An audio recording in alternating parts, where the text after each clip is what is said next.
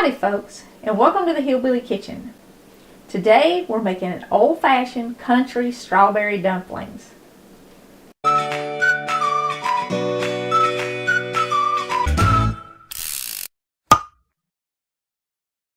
Now this is a really easy recipe, and it's a really old recipe.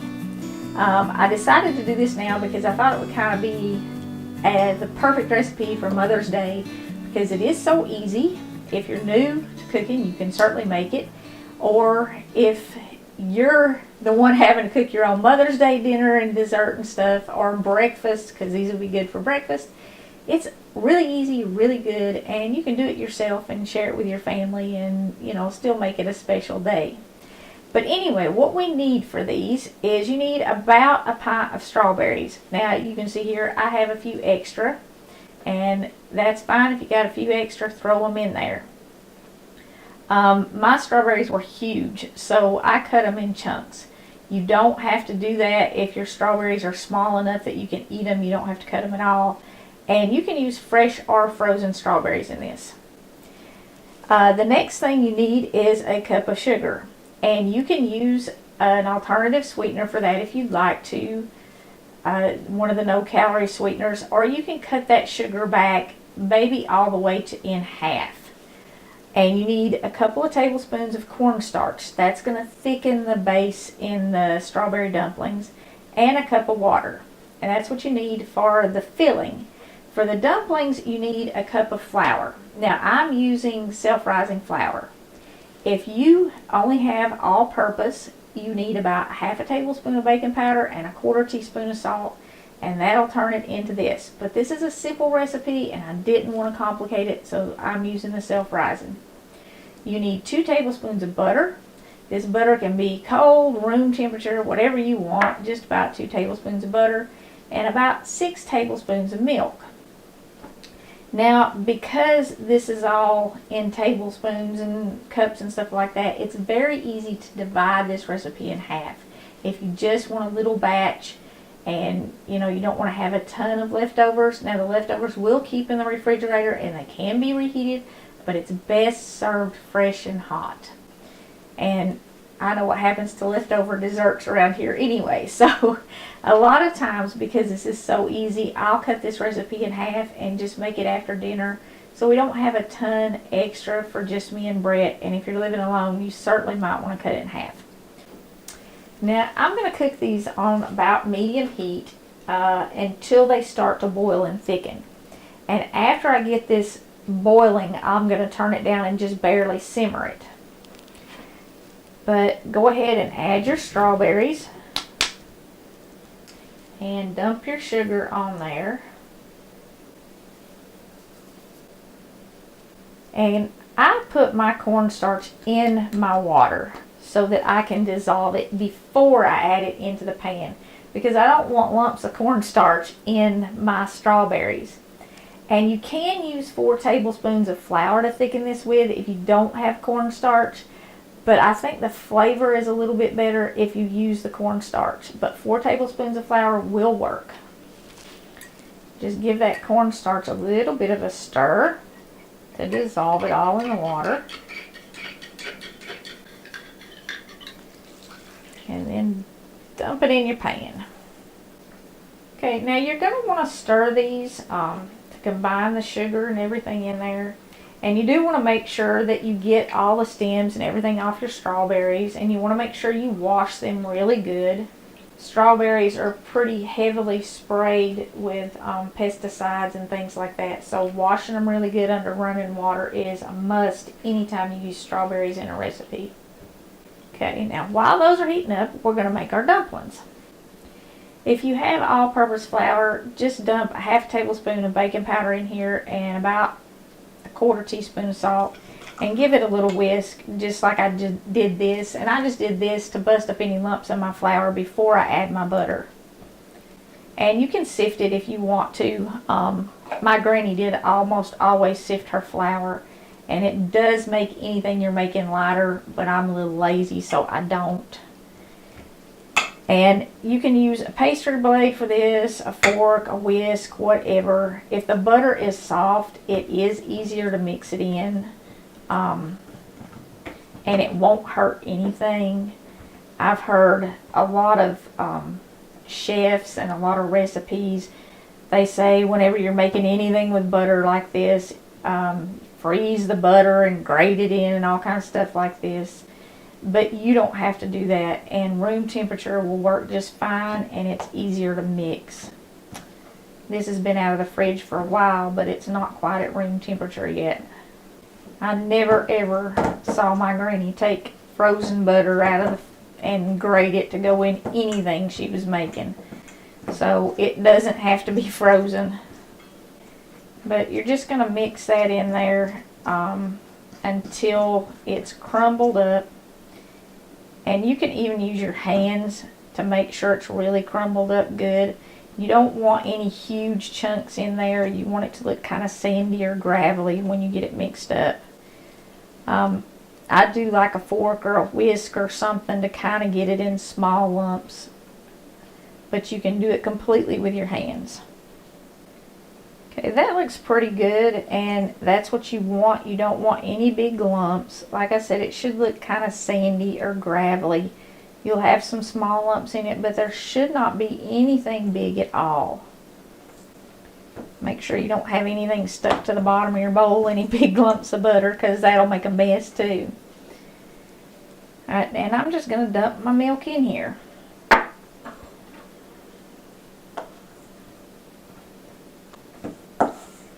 Now these are going to be fairly dry, but your dough should stick together once it's mixed. If it doesn't, you might have to add a little bit more milk. But this is about right here. And, you know, like anything you bake, these are affected a little by humidity. Certainly by humidity, everything is. It affects the flour, which affects your baking. But they should be like this, stuck together, not too crumbly, and that looks just about perfect. Now, you can roll this out to about a 1/4 inch thick, and you can cut it in little squares and add that to your strawberries. I don't do that, and I don't know anybody who did. I just pinch little bits off, and I do try to get these ready before they're ready to go in the dumplings. And I let them sit for just a little while. And somebody asked me not too long ago if letting baking powder sit doesn't cause it, what you're making, to fall. It absolutely doesn't. Anytime you're cooking something with baking powder or baking soda, it's generally a good idea to let it sit anywhere from 5 to 15 minutes before you start cooking it. It allows it to rest, and it gives it time to start rising. It'll make your biscuits lighter and fluffier. It'll make your pancakes lighter and fluffier. And it'll make your fruit dumplings lighter and fluffier. So let's take the rest of this over to the stove and check on our dumplings and give them a stir, our strawberries. See, they are starting to sizzle a little bit, and I certainly don't want them to stick and burn. But that's not, even though you've got all the sugar in here, that's not really a concern because you have all the water in here too. So unless you're cooking them on really high heat, which you shouldn't be, just medium heat, they're not going to burn. I've also had questions about why I use unbleached flour. Unbleached flour is far, far healthier for you than bleached flour. In fact, there are a lot of arguments that bleached flour causes tooth decay more so than sugar does. Now, I don't know that, but that is certainly an argument. And also, bleached flour will cause osteoporosis because it literally bleaches out your bones and makes them brittle. I don't think bleached flour is healthy. So, whether you believe it's that bad or not, generally speaking, unbleached flour is a little less processed and it is healthier for you. And you really can't tell much of a difference in most of your baking. In cakes though, if you want that super light taste like a cake mix has, or a bakery cake, the bleached, super processed, super fine ground stuff, you know, like cake flour, gives you that. And you're not going to get that with unbleached flour. You want these pretty small, I mean not bigger than an inch for sure. And I did these in this pan instead of in a deep pot because I want to have enough room to put my dumplings on top of here and have them all spread out and have a little room in between them. Now they're going to expand and rise when I put them in here, and they're going to come together even on the top of this pan. But if you did these in a pot, they would really stick together. So if you're making this, you want to make sure what you're making it in is big enough so that your dumplings can spread out and they won't be too deep. You don't want 2 layers of dumplings. And you do want to go ahead and finish forming these and let them rest, because if you let just your dough sit here and then you squish them out and make the dumplings, that will cause them to be flat because your baking powder has already risen. And this dough is going to be absolutely perfect. You can see it sticking to my fingers. It's a little bit sticky. I could have fixed that with a little extra flour, because this hand that was actually in the flour, it doesn't have a whole lot on it. And you don't want to like over process these, you know, roll them too much, because that will make them tough. This is a type of biscuit dough, and if you overwork your biscuits, they are tough and flat. So you just want to kind of form them in balls. They don't have to be perfectly smooth, and they're better if they're not perfectly smooth because they soak up more of this juice in the strawberries. Okay, we just want to cook the strawberries or boil them once they come to a boil for about 5 minutes or so. You can see our liquid in here is starting to turn really red from the strawberries, and the strawberries have actually started to cook. And that's what we want. We want them to start to cook a little bit, but we don't want to cook them until they turn into total mush.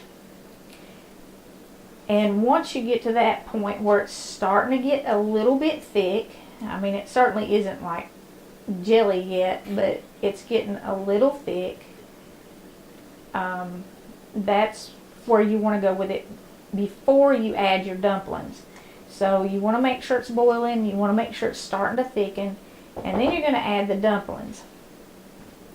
And these are going to cook, depending on what size they are, in anywhere from 10 to 15 minutes. I usually set my timer for about 12 minutes and then check on them. But you just want to drop them in here, kind of one at a time, so that they're not stuck together. You do want to be careful because, like I said, you've started the rising process already. As soon as you add that milk, it starts the rising process. Okay, now I'm going to turn this down because I want it to keep simmering, but I don't want it to keep boiling like this because it will dry out. And I'm going to very carefully kind of push my dumplings down in this juice because I want to get them all down in the juice a little bit. I mean, you don't have to like bury them, but I want some of that juice on them. Maybe take your spoon and coat them. You do not want to stir this because if you stir it, it's going to bust all your dumplings up and just turn them everyone into mush. Just kind of try to get them coated a little bit. Push them down, dip a little juice up on them, whatever you got to do so that they're all coated with that strawberry juice. This is absolutely the perfect summertime dessert because you make it in 20 minutes, maybe 30 minutes, you know, if you really take time and don't get in a hurry. And it doesn't heat up the whole kitchen because total cooking time is maybe 20-25 minutes at the most. Okay, now that we've got our dumplings all kind of coated with the strawberry, we're going to cover this. So put a lid on it. Make sure it continues to simmer, but make sure it's turned all the way down. just to the point where it stays simmering. And set your timer for somewhere between 10 and 12 minutes and check on them. Make sure they're done when the timer goes off. And that's literally all there is to it. You can make this if you're camping, and I thought about putting it in my cast iron skillet because I do sometimes, but I wanted you to be able to see that pretty red syrup in there, so I did it in the white porcelain lined pan. And you can see even through the lid, they're barely started to cook, how much they rose up. They're touching in a lot of places, but that's what you want. So just let that sit there with a lid on it. Don't stir it, don't touch it, don't worry about it. It's turned down and it's not going to burn. While our dumplings are simmering, we've got a stack of cookbooks that we have to give away. I've been announcing this giveaway in all the sandwich videos that I did, and there are literally thousands of entries for these cookbooks. I have the first two winners that I'm about to announce, but if you want a cookbook and you didn't win it, it is available on Amazon. You just go to Amazon and type in Hillbilly Kitchen Verses and Vittles and it'll pop right up. If you didn't win this time, there's still 7 of them that we're going to give away, so you can comment on any video, this one or any other video on the channel. Just start your comment with Hillbilly Kitchen Verses and Vittles, and when I do the next video, I'll pick another winner or 2. I don't know how many I'll do in the next video, but just leave your comment with Hillbilly Kitchen Verses and Vittles. Anyway, without any more waiting, because people have been waiting forever, the first 2 winners are Bev Ann, and I will go to your comment and comment on that so that you know you are the correct person. There may be more than one Bev Ann on YouTube, I'm not sure, but like I said, I'll put a comment on your comment that says you won, and I will also post a link to your page in the description of this video. And Diana Berry is our second winner. Diana, I will comment on your post and or comment on your comment and let you know you're a winner, and a link to your page will also be in the description of the video, so you know you're actually the correct winner. Now, I need you ladies to get in touch with me and give me your addresses, and I will mail these out to you. That's all you have to do, is give me your address. You can either leave it in the comment where I reply to your comment, or you can go to our Facebook page and send me a private message if you don't feel comfortable posting your address. So either way will work. And like I said, if you want to win a cookbook, comment Hillbilly Kitchen Verses and Vittles, and I'll be selecting more winners. These 2 are gone. Thank you very much, ladies, for watching, and I appreciate everybody who left the comments. Like I said, there are literally thousands of comments that say Hillbilly Kitchen Verses and Vittles. So thank you all so much for that. I really appreciate that.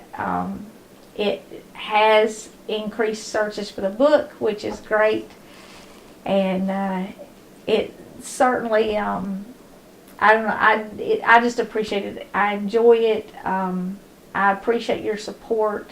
It really means more to me than I can tell you. Also, this is our Mother's Day video, and I will be setting up another giveaway and sale on Teespring. So if you want shirts or coffee cups or whatever, the links to the giveaway and the sale will be in the description of this video by the time it goes up. I'm not sure what they're going to let me give away yet. I haven't even started it, but I will get that set up for this weekend.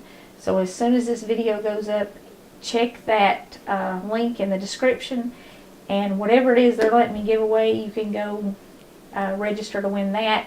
And that is actually through Teespring. They select the winner and they send out what you have won. Now, if you're ordering stuff from Teespring, it's taken 2, 3, 4 weeks to get it. I really have no control over that, but they do guarantee everything too. and I had ordered some stuff that wasn't printed quite right. If you get something that's not printed right, if the color's not right or something like that, they do guarantee it. And if you just send them an email, they'll replace it for you, or you can even go on and do a live chat with them. So if you get something that's not right, they do guarantee it. Make sure you get it right if you pay for it. This is our Mother's Day video, and if you are fortunate enough to still have your mother around, make sure you do a little something special for her this Mother's Day.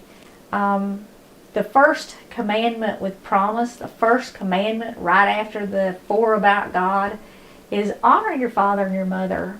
And God says that if you do that, your days will be long and fruitful on the earth. So take time to give a little something back to your mother in order to honor God, but also to honor her and to thank her.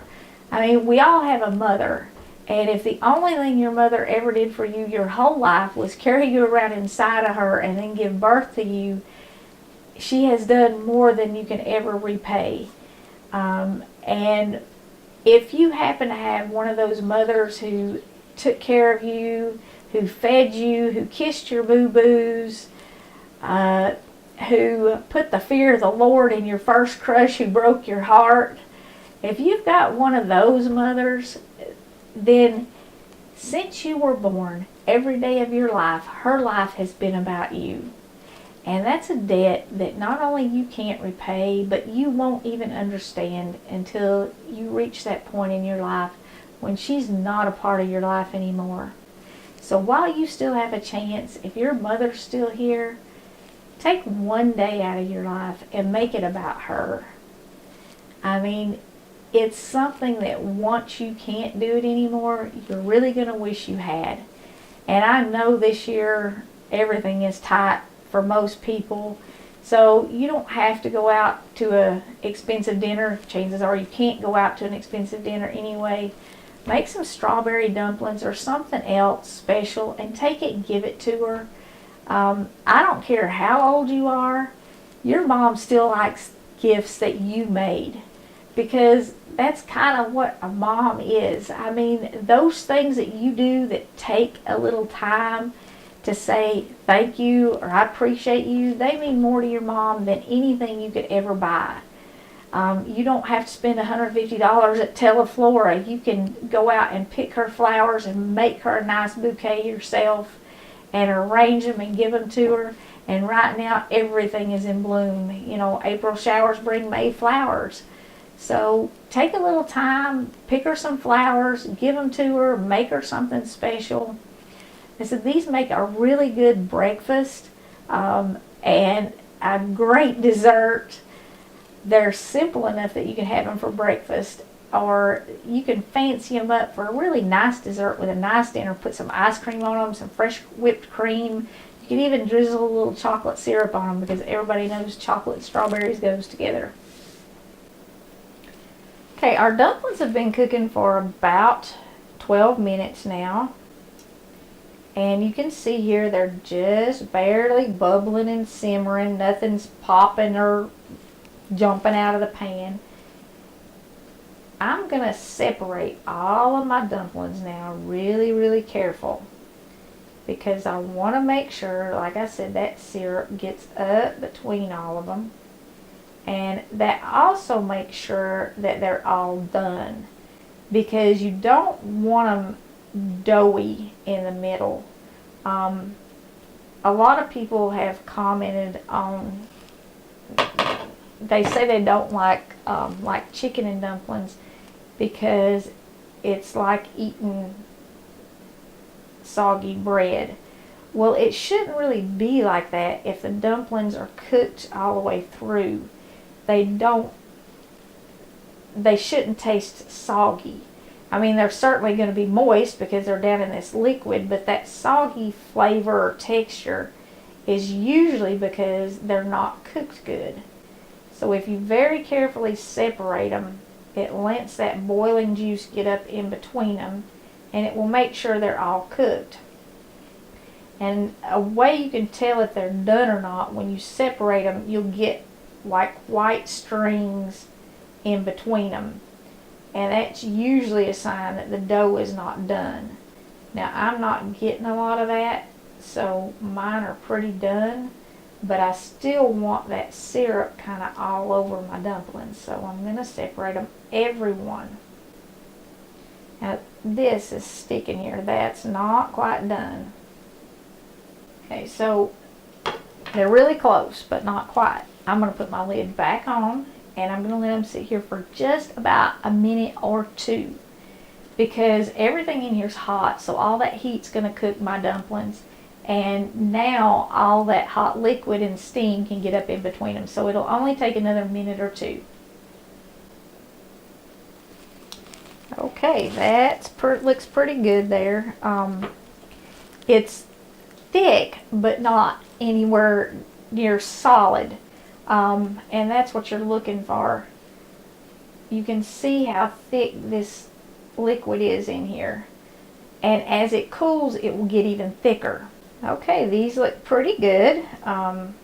This is what you want right here. That's what the center is going to look like, and your dumplings should be all done and fairly firm. Now you can't stir this. If you start stirring this, it's going to bust all your dumplings up into little bitty pieces, and you don't want that yet.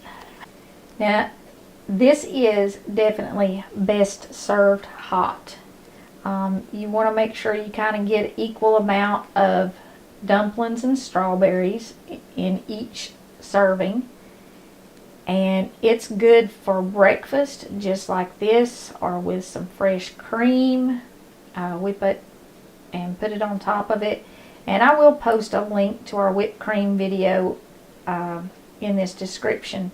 But it's really, really easy to make whipped cream. Just make sure everything is cold. You can also save some fresh strawberries and maybe garnish it with a fresh strawberry if you want to do something really pretty. Ice cream's good on it. You can, if you want to, when you're making this, put about half a teaspoon of vanilla in it. But it's really good like it is, just basic, plain, super simple, really pretty fast. Like I said, it's fast enough that you can enjoy it on a weeknight for dessert. You can make it outside when you're camping, or just picnicking. If you're cooking at your picnic, you can certainly make this outside. It's really the perfect summertime dessert, and you can substitute different berries in this, or different fruits, peaches, apples, pears, raspberries, blueberries, blackberries, all kinds of things. You might want to add some spices to different things, especially apples. Do some cinnamon in them. But you make this basically the same way no matter what fruit you're using. And this was one of our main desserts growing up. My Aunt Dot, if she wasn't making something, a pie or something like that, she would have this almost every day at my granny's house. And it's one of those things that I remember most from when I was a kid, because we had it all the time. And fresh fruit, frozen fruit, whatever works in it. Give this really old-fashioned, really simple dessert a try this summer or for Mother's Day, because even though it's easy, it's special, and it'll make your mom feel special. Happy Mother's Day to all you moms out there, and thank you so much for joining us in the Hillbilly Kitchen. If you haven't already, please don't forget to click like and subscribe before you leave. And until next time, remember to put God first.